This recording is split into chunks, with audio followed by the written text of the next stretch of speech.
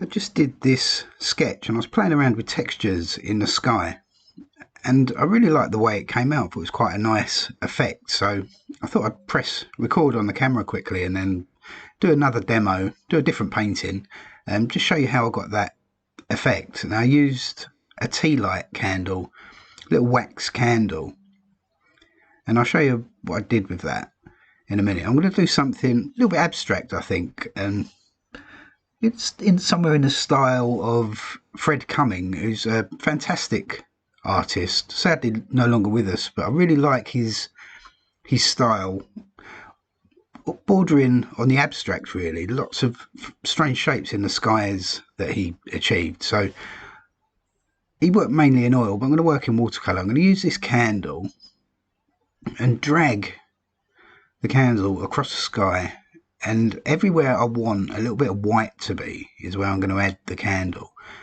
Now it's a little bit tricky working like this. You obviously can't see where you're going. It leaves an invisible mark on the paper, and so using a little bit of instinct, I suppose, really, and playing around. There's no pressure to produce anything spectacular with this, really. It's experimenting, and I do this all the time, really. I'm working on the back of a failed wash anyway, so I'm not losing anything. And so dragging that candle around, and then when I add a wash of paint over the top, the painting will start coming to life, and where I've put these little bits of wax in, it will leave some white of the paper behind. So I'm laying quite a bit in, really, probably doing a little bit too much, but for the interests of this demo, I think it'd be quite a fun thing to do anyway. So dragging lots of this wax in, bringing it all the way down to where I've put that horizon in pencil. And now I think I'm going to try and achieve a sort of a sense of maybe a bit of a wave crashing across a beach, but in a very abstract way. So laying in horizontally now, dragging that candle all the way across. And I'm working on cold press paper as well, so there'll be lots of little textural areas in this. Similar effect to dry brush, but without having to do much at all, really. So dragging this candle in, have to push down fairly heavily on the paper.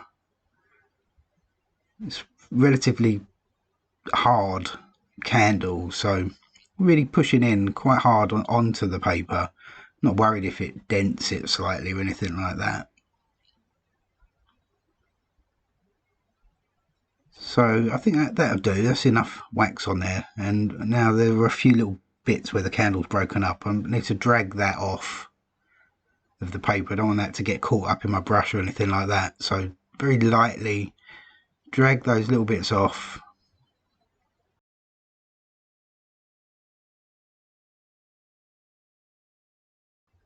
And now using a big brush, big mop brush,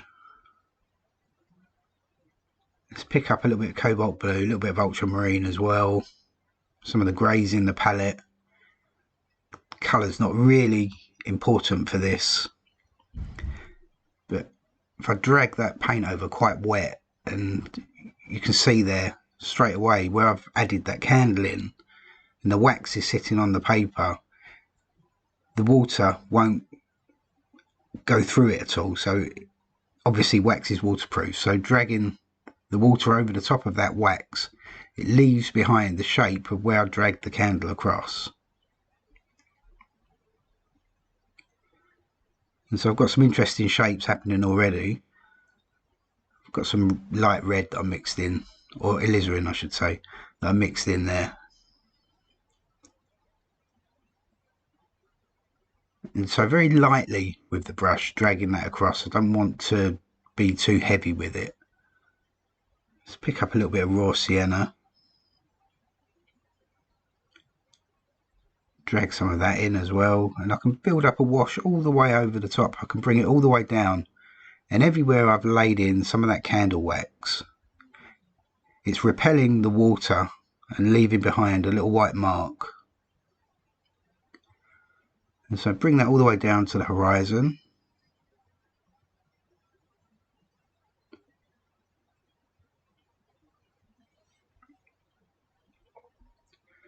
Let's get a little bit more blue. Let's drop a little bit of cadmium yellow into that as well, a bit of ultramarine as well, a bit light red, a bit more cadmium yellow. I can mix that up quite dark and continue that wash. Try and get a fairly straight line for the horizon. And again, I've laid in some wax for the wave crashing across the beach. It's repelling that water and leaving behind a white mark.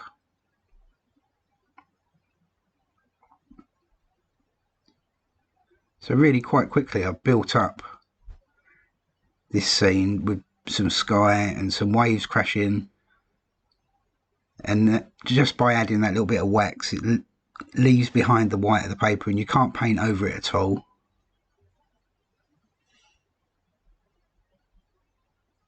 But because it's on cold pressed paper, it's broken up as well, so little bits of that paint do get through into the little gaps and leave some quite interesting textures behind. So let's bring in a little bit of a wet sand colour, bit of alizarin in there, some raw sienna, everything else that's in the palette as well. Like I said, colour's not overly important for this, but I think what is quite important is just experimenting and playing around with different techniques. Now let's squeeze some of the water out of the brush. I've cleaned the brush off and then squeezed the water out.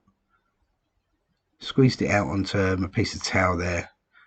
So it's now just a damp brush and I can work back into that sky before it dries completely. So I've got some alizarin, a little bit of cadmium yellow, quite a bright orange colour, and I can lay around these shapes.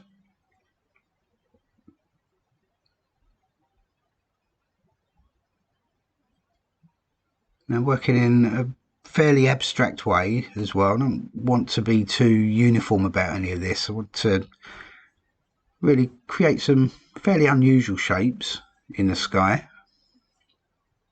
So a little bit more cadmium yellow in there, vary that mixture slightly, and working around these white areas. And now I can't paint over them because the wax, obviously it's still there, so any water is instantly repelled by that wax. Let's go a little bit darker now. I've got some blue and some alizarin.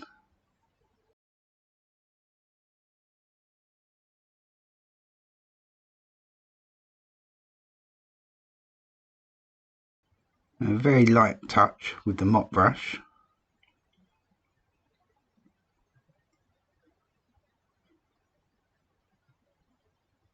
Now, I've had this brush for quite a while. It's a relatively cheap mop. I wouldn't recommend using your finest sable brushes or expensive brushes with this, just in case some of the wax gets caught up in it. But if you use a synthetic brush or a cheaper brush or an old brush, a brush you're not too concerned about, then I think you're okay to experiment with this technique. Basically, don't blame me if you ruin your expensive brushes by getting wax in them, but do play around anyway. It's always good to experiment. So building up these relatively unusual shapes in the sky for some clouds. Can lay some in right down by the horizon as well. Odd little shapes.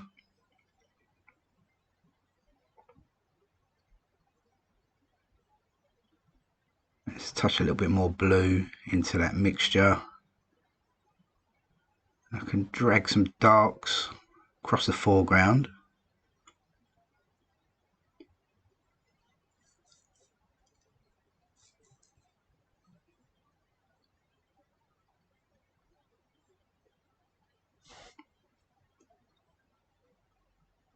Let's touch a little bit of cadmium yellow in there. I can make the mixture slightly greener.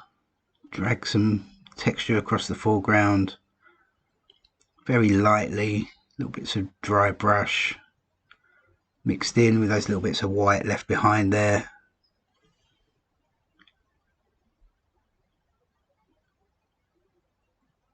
Just touch a little bit more blue into there, get even darker.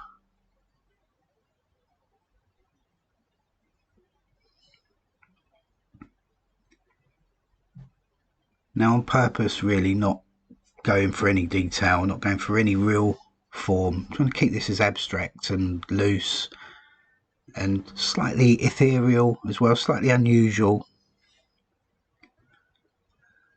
I think the colour in that ocean needs to be a tiny little bit darker as well, so I can very lightly drag a little bit darker paint over the top of that.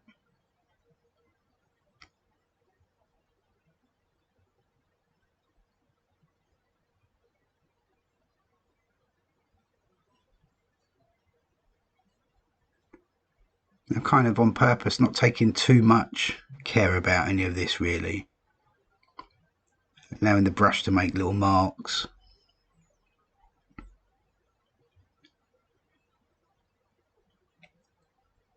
And I think I'll leave it at that. I think that's the experiment completed. Okay, there's the finished painting, taken the tape off of it, and I'm quite happy with the way that's worked out. I think it's a little bit unusual. Still reads, I think, as sky, clouds, ocean and beach. But it's the act, I think, of playing around with different materials, different ways of working, trying to create slightly unusual shapes and seeing what emerges on the paper. And it's not the best painting I've ever done, not by a long way, but it's a lesson learned, and I can take that on and maybe I can use that technique in another painting. Quite like the way the act of laying the wax down means that you can be really quite heavy-handed around everything else. You don't have to be too fiddly. So if you wanted a little white area somewhere, you could easily lay a little bit of wax in, and then you could work around that area quite loosely, bringing in broad washes without having to worry too much about covering over little areas. So it's definitely a useful technique. So do have a little play around anyway. Let me know how you get on. Let me know in the comments. And also, you can check me out on Patreon. We've got an exclusive video every week. And also, I've now got a Facebook group, free to join for anybody that follows me on Patreon or YouTube. Now starting to have monthly challenges over there now, where I post a reference photo and people can interpret that however they want, just for fun. But anyway, thanks for watching as always, everybody, and I'll see you next time.